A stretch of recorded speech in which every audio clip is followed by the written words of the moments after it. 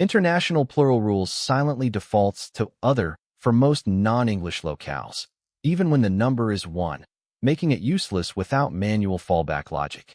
Here's how to force it to return 1 or 2 reliably. Declares a constant in and assigns it the numeric value 1, which will be used later to evaluate plural rules across different locales. Instantiates an international plural rules object configured for the English locale and cardinal number type, storing it in n for use in determining plural categories based on numeric value. Instantiates an international plural rules object configured for the French locale and cardinal number type, storing it in fr to handle language-specific pluralization logic, such as the special case of 0 in French. Instantiates an international plural rules object configured for the Japanese locale and cardinal number type, storing it in ja since Japanese does not change form based on numeric quantity unlike English or French.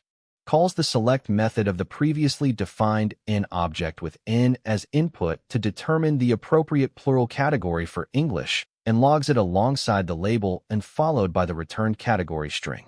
Calls the select method of the fr object with n as input to determine the appropriate plural category for French and logs it alongside the label fr followed by the returned category string. Calls the select method of the ja object with n as input to determine the appropriate plural category for Japanese and logs it alongside the label ja followed by the returned category string. Declares a named function getFallbackPlural that accepts 2 parameters in and locale to compute a plural rule with custom logic that prioritizes specific mappings over international plural rules output. Within getFallbackPlural creates a new international plural rules object using the past locale and cardinal type for each invocation rather than reusing pre-initialized instances to ensure accurate rule selection per locale. Uses rules.select n to determine the canonical plural category for n in the given locale and stores it in rule variable for conditional fallback logic.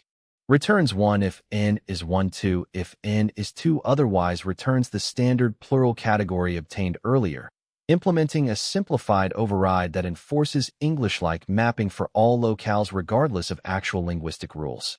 This statement moves the program flow forward and contributes to the final behavior of the code.